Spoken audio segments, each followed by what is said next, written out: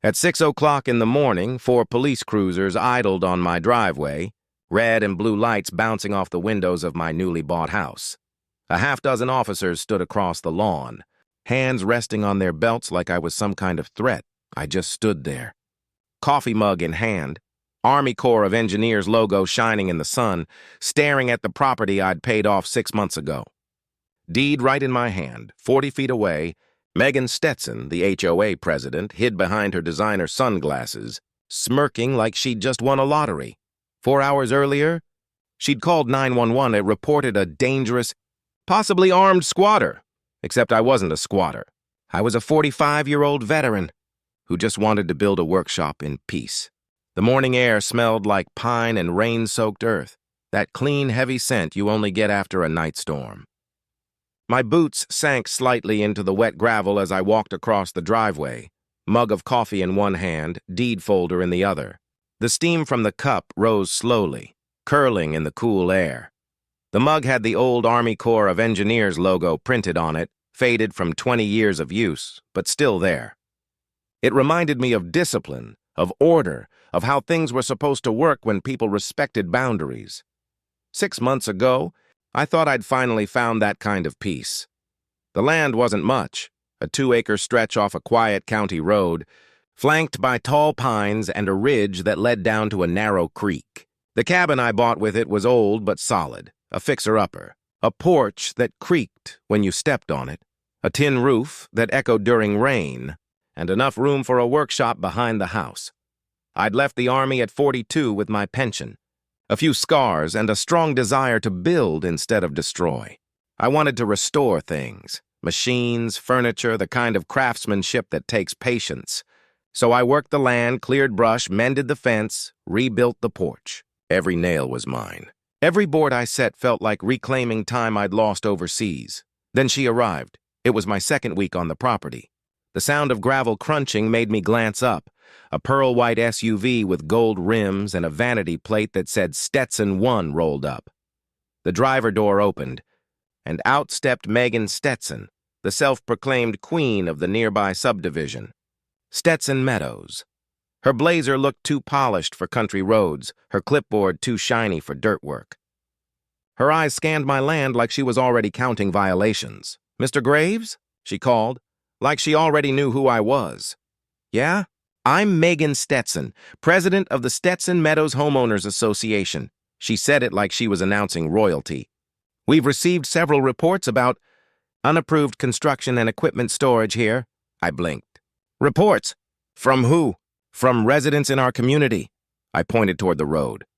"That community ends half a mile that way." She smiled.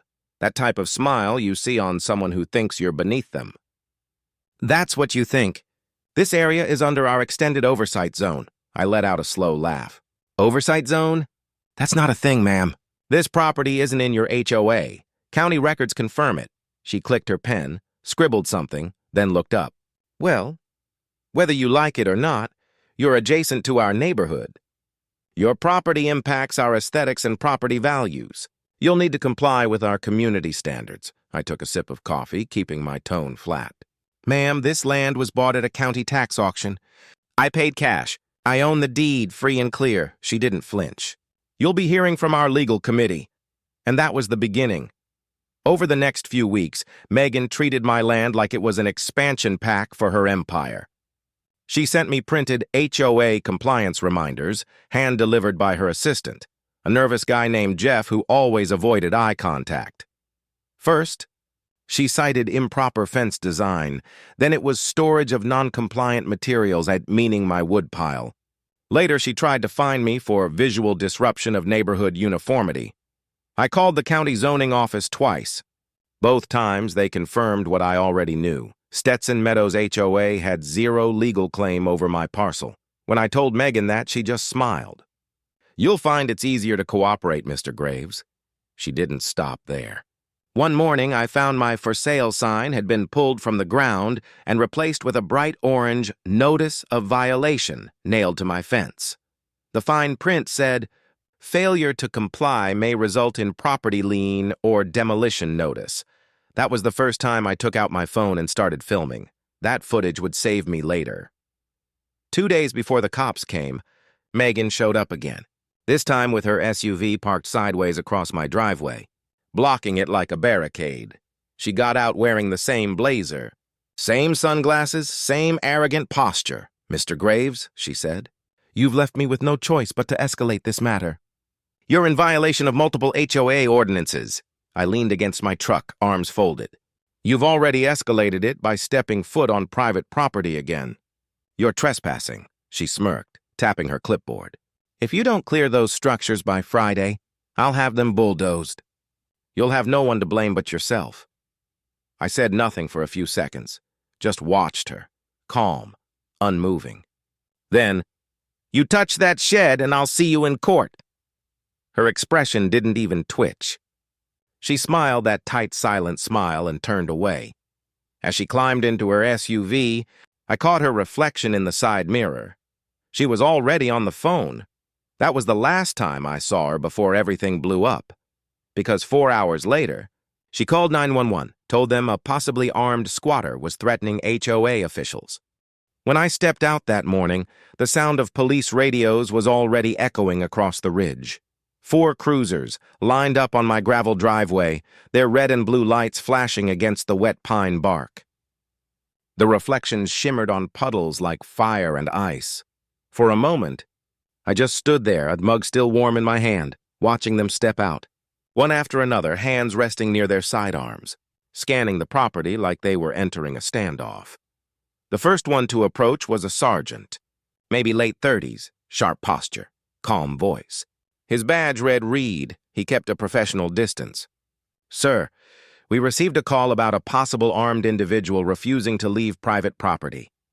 I blinked. That would be me, I guess, except it's my private property.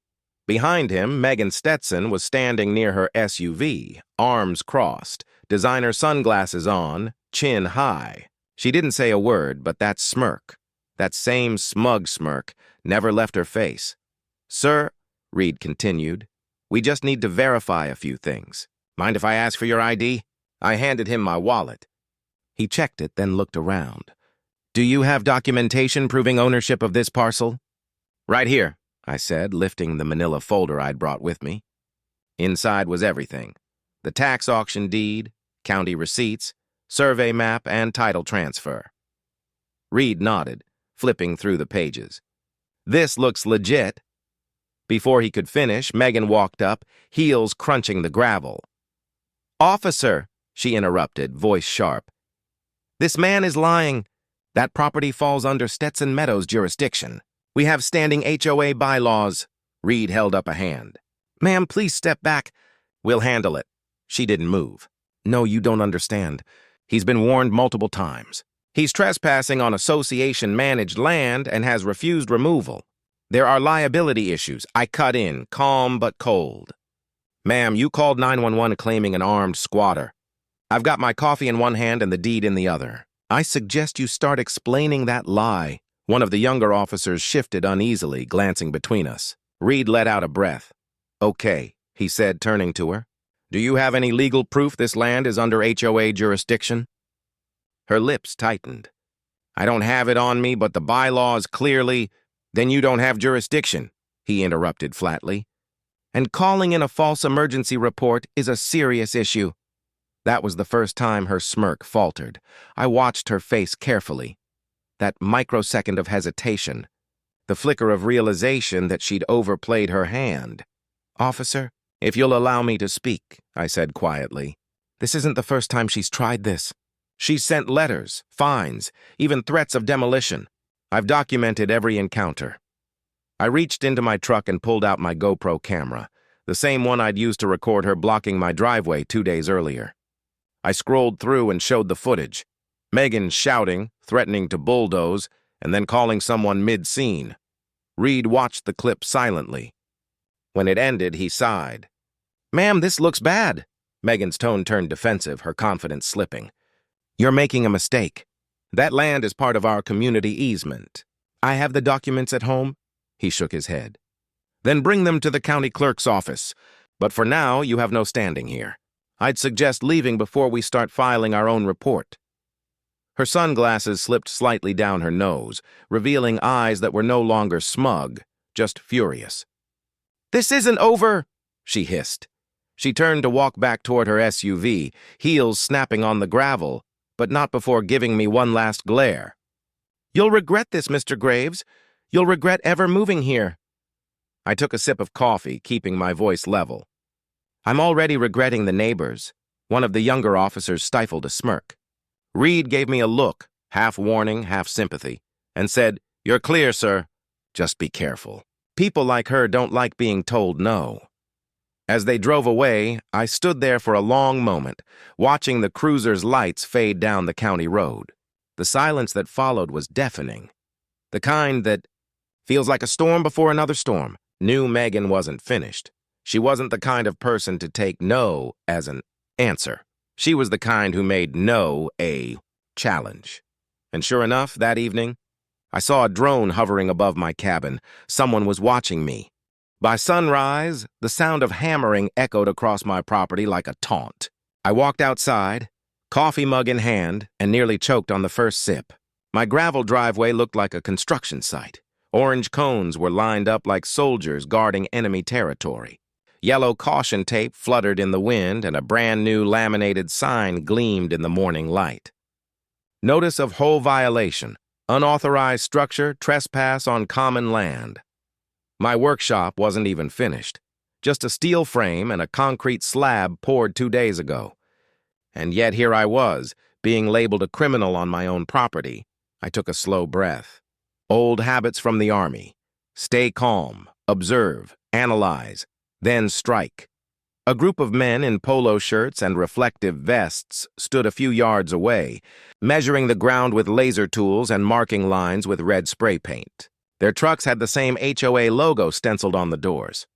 "Morning," I called out, stepping closer. They turned like deer caught in headlights. One of them, maybe mid-20s, stammered, "We're here under the Homeowners Association's directive. You're not authorized to build here." I tilted my head, pretending to think. "Authorized? That's funny, because the county's permit office seemed to think I was." Another worker, a tall guy with a clipboard, stepped in. "Sir, we're just following instructions. The HOA president said this area is part of community land." I gave a dry laugh. "Community land? You mean my land?" They exchanged glances. None of them dared look toward Megan's house, but I did. She stood there, 40 feet away, leaning on her porch railing in a cream blazer and sunglasses that probably cost more than my truck tires. She lifted her coffee cup toward me, that smug smirk plastered on her face like she'd already won. I turned back to the workers. "Tell you what," I said, setting my mug down on the tailgate of my truck. "Before you mark another inch of ground, you might want to take a look at this." I unrolled the deed, crisp, official, notarized, sealed, and smoothed it across the metal. "Recorded 6 months ago, paid in full." "You're trespassing." The youngest worker blinked. I'll have to call this in." "Go ahead," I said. "Make sure Megan's watching when you do." Within minutes, the tension thickened. The workers backed away, muttering into their radios. I stood there in silence, coffee in one hand, deed in the other, watching them retreat like retreating troops after realizing they crossed the wrong border. By noon, they were gone. By sunset, the cones were back. New ones. Fresh tape, brighter signs. This time, nailed into my fence posts. I couldn't help but laugh. It wasn't humor, it was disbelief. "She's really trying this?" I said to no one. I sat on my porch that evening, the sun dipping behind the trees, my property glowing gold under the last rays. I could hear the faint hum of Megan's voice across the street, barking orders at someone, maybe bragging about how she'd handle the squatter situation. I took another sip of coffee and stared out at my land. I'd fought in countries where people didn't even have deeds, where they'd give their lives just to defend a patch of dirt. And now, here I was, back home, defending my own from a woman with a clipboard. My patience was gone. That's when I went inside, fired up my old laptop and started digging. Property records, county maps, surveyor notes, HOA bylaws. I cross-referenced everything. I traced every line of the HOA's jurisdiction, every signature, every filing number. And that's when I saw it, A sliver of boundary line, faint but clear as day. The HOA's jurisdiction ended 32 feet before my property began, meaning they had no legal authority here, meaning Megan had no idea she was the one trespassing. I leaned back in my chair, a grin forming despite myself. For 6 months I'd been patient. For 6 months I thought logic and decency would work. But Megan wanted war, and I wasn't about to lose to paperwork. I grabbed my phone and dialed a number I hadn't used in years, a friend at the county zoning office. "Hey, Mike," I said, trying to sound casual. "You still handle title updates?" He laughed. "Only when it's messy." "What's up?" "Oh, it's messy, all right," I said. "Turns out I might own a little more land than the HOA wants to admit." Dylan didn't sleep that night. The glow from his laptop spilled across the wooden table, illuminating the scattered papers, highlighters, and topographic maps spread like a battlefield. He zoomed in on every scanned document, matching lot numbers with surveyor records. Every pixel mattered now. At 2:17 a.m., he found it, the county's original zoning plat from 1983. The HOA boundary line stopped exactly 32 feet short of his land. The house he bought sat entirely outside their control. Megan's so-called common land was nothing more than an outdated assumption, never updated on her glossy HOA charts. He stared at that thin, crooked black line, exhaled slowly, and muttered, "Got you, by morning." He printed copies of every page, hole-punched them, and slid them neatly into a binder. He wore his old army jacket, not out of nostalgia, but because it had deep pockets and made people hesitate before arguing with him. When he stepped outside, the sun was still low, the dew glistening on the grass. The HOA tape fluttered in the light breeze, bright yellow against the earth tones of his half-finished workshop. A reminder of her arrogance. Dylan loaded the binder into his truck and drove down the road to the HOA office, a small converted model home at the entrance of the community. As he parked, a familiar voice pierced the morning calm. "Well, look who decided to show up," Megan said, stepping out from behind the front door. She wore a white blouse tucked into navy slacks, her sunglasses already perched like armor. "Morning." "Megan," Dylan said evenly. "You know," she started, crossing her arms. "You can save everyone a lot of trouble if you just remove that illegal structure. We'll even forgive the violation fee. This time." He opened his truck door slowly, pulled out the binder, and held it like a weapon. "Illegal, huh? You sure you want to double down on that?" She gave a tight smile. "I have the HOA charter right inside. We know where the community lines are." "Do you?" Dylan stepped forward, flipping the binder open to the zoning map. "Because the county seems to disagree. This is the official land registry plat, signed and recorded by the Corps of Engineers and the Zoning Board. Your HOA boundary ends here." He pointed at the faint line. "My property starts here. That's 32 feet of difference. That means everything I've built is mine, and outside your jurisdiction." Her smile faltered for the first time.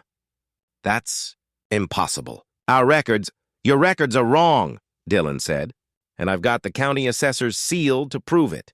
She tried to mask her frustration, flipping through the pages he handed her. "Even if this is true, you're still part of the community. We have shared standards." "I paid for this land, Megan," he cut her off. "In cash, full deed. No liens, no covenants. You don't own me, and you sure as hell don't control this property." Her jaw tightened. "We'll see what the board says," Dylan chuckled softly. "Oh, I'm counting on it." He turned and walked back to his truck, the crunch of gravel under his boots echoing like punctuation marks to the argument. By that afternoon, the emails started. First from the HOA secretary, politely requesting he pause construction until the matter was reviewed. Then another, less polite, reminding him that violating the HOA's standards could lead to fines. He ignored them all. Instead, he called his friend Mike again. "Hey," Dylan said, his voice calm but sharp. "How fast can the county send a surveyor to confirm a boundary line?" Mike whistled. "Usually a week, but for you? I can get someone there tomorrow morning." Perfect. The next day, the surveyor, an older man named Ed with a white beard and a steel measuring rod, arrived early. Dylan walked him through the property, pointing out the corners marked in his deed. Ed nodded, took out his GPS scanner, and began walking the perimeter. An hour later, he turned back, wiping sweat from his brow. Well, son, your records are right. You're clean. HOA line stops short of your land. You own every inch you're standing on, Dylan grinned. Can you give me that in writing? Already printed, Ed said, handing him the confirmation sheet. Dylan stared at the paper like it was gold. Then, as if on cue, Megan appeared on the sidewalk again, this time in heels and a forced smile. Everything all right, gentlemen? She asked sweetly. Just fine, Dylan said, holding the paper up. Ed here just confirmed that your HOA doesn't extend this far. Megan's face froze. For a moment, just one fragile second, her control cracked. But she recovered, smirking again. We'll see about that. You already did, Dylan said. This is over, but it wasn't. Because that night, when Dylan returned home after grabbing dinner in town, his headlights swept across something new, fresh tire tracks in his yard, and his construction materials scattered like someone had tried to sabotage the site. He climbed out of the truck slowly, rage simmering. The smell of gasoline hung faintly in the air. His workshop frame was intact, but one of his toolboxes had been overturned. He stared into the darkness toward Megan's house and whispered, "You just declared war." Dylan barely slept. Every creak of the walls sounded like another intruder outside. He sat by the window, lights off, his coffee gone cold on the sill. The stars hung low and quiet above the lake, mocking how peaceful everything looked compared to the storm inside his chest. By sunrise, he had a plan. He wasn't going to call the cops. He wasn't going to beg the HOA for fairness. He was going to beat them at their own game, with paper, proof, and patience. That's what the Army taught him. When you can't outmuscle a system, outmaneuver it. He pulled on his jacket, grabbed his camera, and walked the perimeter of his land. Every broken board, every tire print, every snapped lock, he documented all of it. He even found a boot print by the fence line that didn't belong to him. He crouched, took a close photo, and smiled faintly. Got you. By mid-morning, he was sitting in the county clerk's office, binder and SD card ready. The clerk, a woman in her 50s with kind eyes, raised a brow as he explained. You're saying your neighbors did this? Not neighbors. The HOA, Dylan said calmly. They think they own my property. I need this on record. Photos, survey confirmation, everything. She nodded. You're filing a formal complaint? Not yet, he said, leaning forward. I'm filing a notice of boundary protection. That'll trigger a land use audit. Every file, every deed the HOA claims will be cross-checked. If they messed with zoning, they'll wish they hadn't. The woman smirked slightly. You sound like you've done this before. I used. To enforce it, he said, showing the faded Army Corps of Engineers patch on his jacket. Built levees, filed flood maps. I know the system inside out. An hour later, Dylan walked out of the office with stamped copies and a digital record. By the time Megan found out what he'd done, it would already be public record. But that wasn't enough. He drove straight to a local hardware store and ordered a motion sensor camera setup. 6 of them, weatherproof, infrared, all synced to his phone. He installed them around the property line that same afternoon, each one hidden in tree bark or mounted discreetly under roof eaves.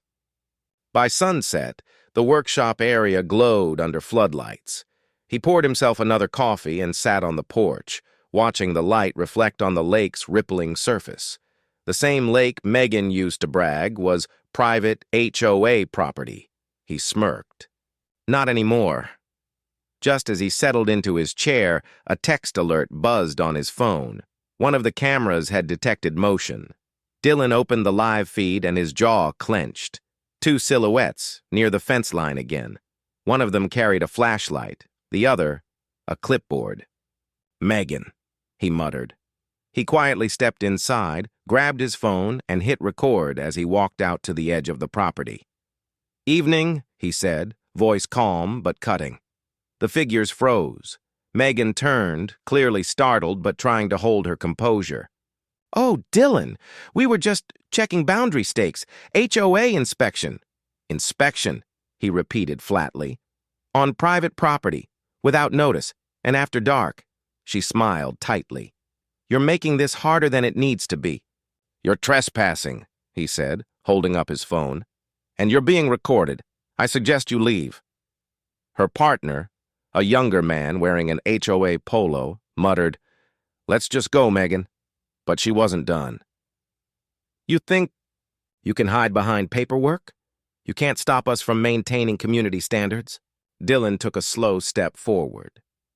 The difference between you and me, Megan, is that I know the standards, and I know the law.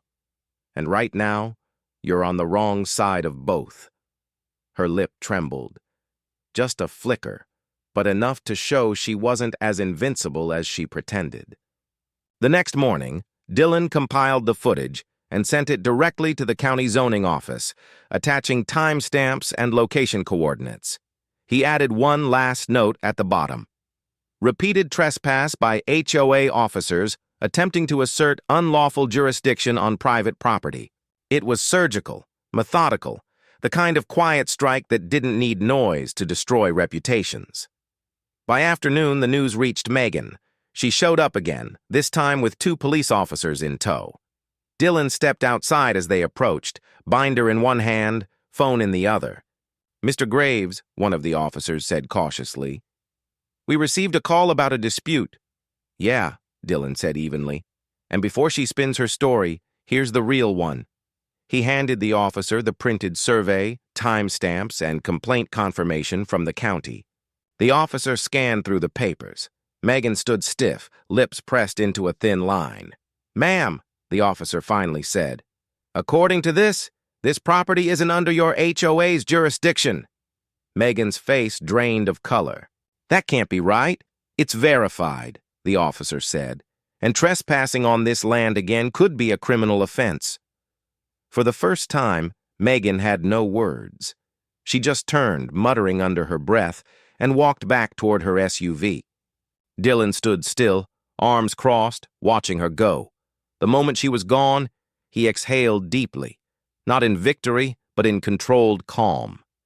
He knew she wasn't done yet, but neither was he. He looked toward the lake again, sun reflecting off the surface, and said quietly, You're going to regret calling those cops, Megan. Megan Stetson's HOA meetings used to sound like sermons. Every Thursday night, her voice echoed through the marble-floored clubhouse, a symphony of self-importance about property integrity, community image, and unified standards.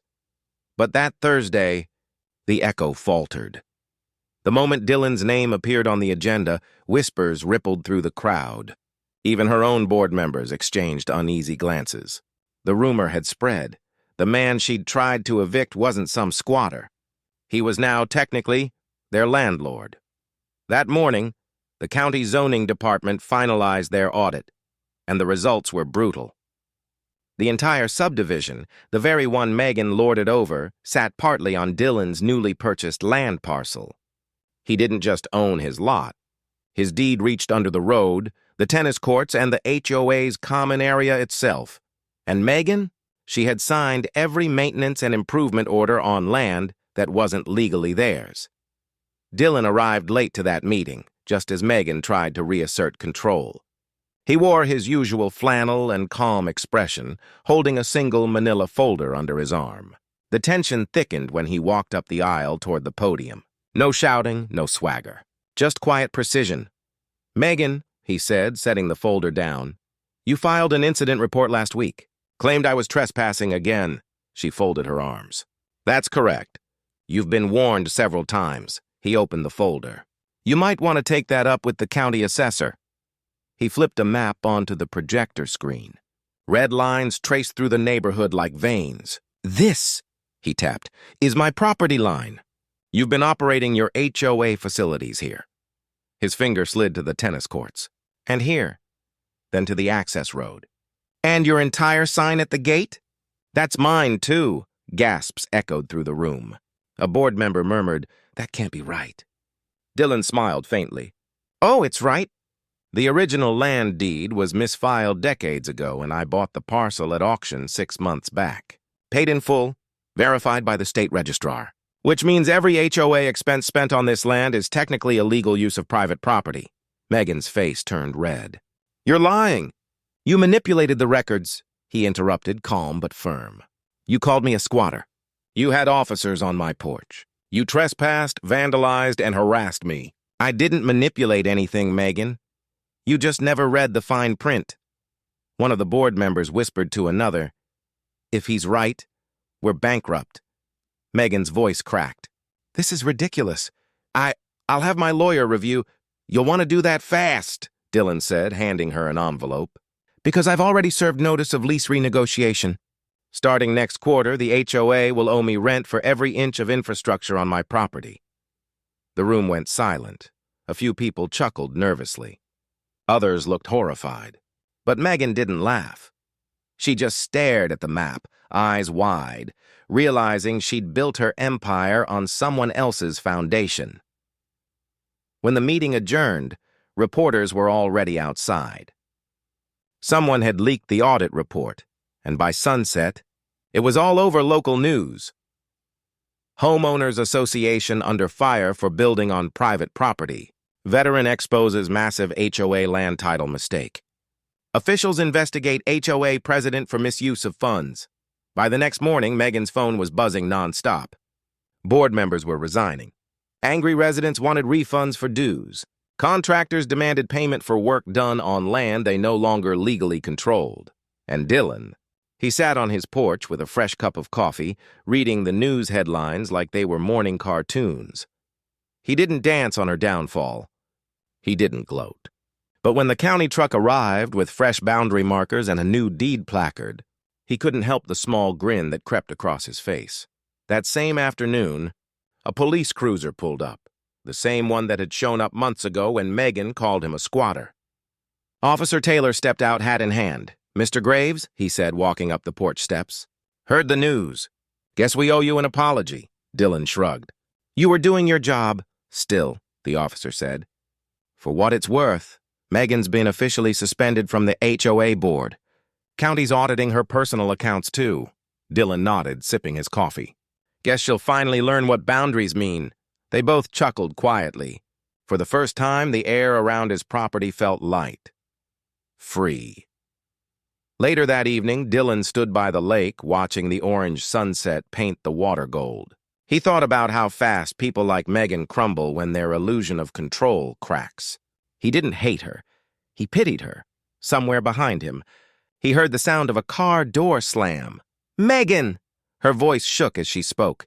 You ruined everything, she said, standing near the broken gate. Dylan didn't turn around. You ruined it yourself. Her sunglasses were gone. Her face looked smaller, older somehow. This community was perfect before you showed up. No, he said, glancing over his shoulder. It was perfect before you started believing you owned everything you could see. She stood there for a moment, tears brimming, but said nothing.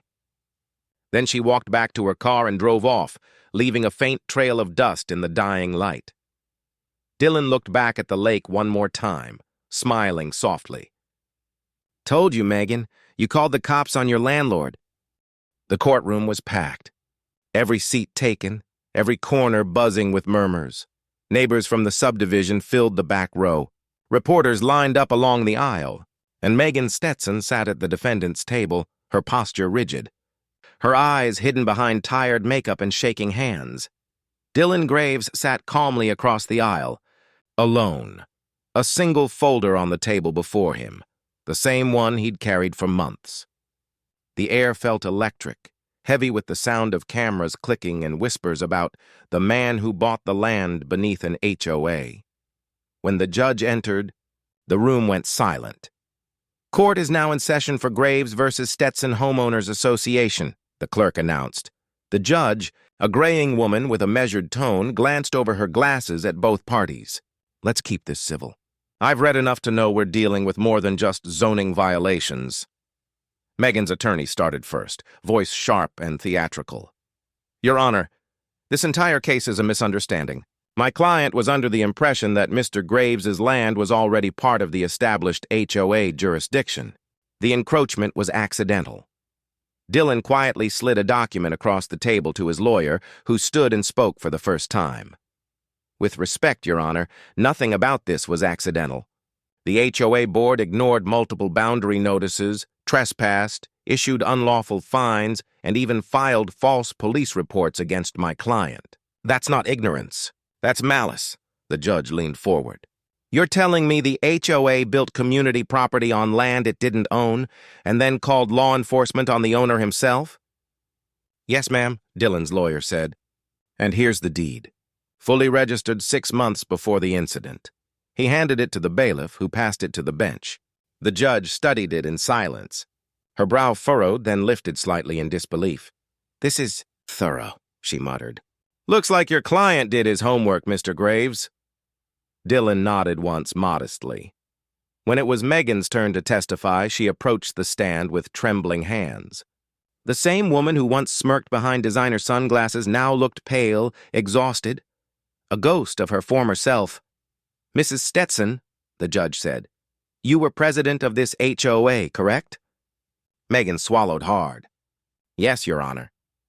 And you authorized improvements, road extensions, landscaping projects, all on land not verified to be within your association boundaries? I didn't know, Your Honor. We assumed... The judge interrupted gently but firmly. You assumed ownership over what you didn't verify. And then you called the police on the man who did own it. Megan's voice cracked. It wasn't supposed to go this far. He was so smug, the judge raised an eyebrow. And that justified fraud, harassment, and misuse of community funds? Silence. In the back of the courtroom, a few homeowners muttered, Serves her right. One man even whispered, We should have listened to him. The final blow came when the County A auditor's report was presented and detailing exactly how Megan's board had spent over $4.2 million on improvements illegally installed on Dillon's land. Every cent was traceable, every violation recorded. The judge turned to Dillon. Mr. Graves, what are you seeking? Dillon stood slowly. Just restitution for the damages, Your Honor, and the right to control the land that's legally mine. Nothing more? The judge asked, almost surprised. He looked at Megan, who was staring at the floor. No, ma'am. I've had enough taken from me. I just want peace. The judge nodded thoughtfully. Well, peace and justice might go hand in hand today. She took a deep breath, flipping through the final pages of the case file before delivering her verdict. This court rules in favor of the plaintiff, Mr. Dillon Graves. The HOA of Whispering Pines is hereby ordered to vacate all encroaching structures, pay restitution for the misuse of private property, and immediately dissolve under state oversight. Mrs. Megan Stetson, as acting president, you are fined for negligence, misrepresentation, and obstruction of lawful ownership. A collective gasp swept the courtroom. Cameras flashed. Megan slumped into her seat, her last ounce of arrogance draining away. Dillon exhaled quietly, not in victory, but in closure. As the gavel struck, the crowd erupted in low murmurs. Megan was escorted out through a side door, ignoring the reporter's questions. Dillon gathered his folder and walked out through the main entrance, greeted by the sunlight spilling across the courthouse steps. Officer Taylor stood waiting by his cruiser, tipping his hat with a faint grin. Guess it's official now, he said. You really were the landlord all along, Dillon chuckled softly. Guess so, the officer nodded. You know, most people would have burned it all down after what she did. Dillon smiled, looking back at the courthouse. Yeah, but that's the difference between owning land and owning pride. He walked down the steps, each footstep lighter than the last. Across the street, a news crew filmed him as he reached his truck. The lower third on the live broadcast read, Veteran exposes HOA fraud, becomes legal owner of entire community. That night, back at his property, the lights of the lake shimmered like stars reflected in still water. Dillon stood on his porch, coffee mug in hand, the faint hum of cicadas in the air. No sirens, no shouting, no HOA letters on the door, just silence. The kind of peace he'd earned one signature at a time. He looked up at the night sky, whispering to himself, "Guess the real eviction was hers." Some battles aren't fought with fists or fury. They're fought with patience, proof, and the truth that refuses to bend. Dylan didn't set out to humiliate anyone. He only wanted what was his. But when power meets integrity, one always breaks first. In the end, Megan lost more than her position. She lost the illusion of control. And Dylan? He finally reclaimed peace, not as revenge, but as redemption. Because sometimes justice doesn't roar, it just signs its name on the deed, and walks away quietly knowing the storm has passed.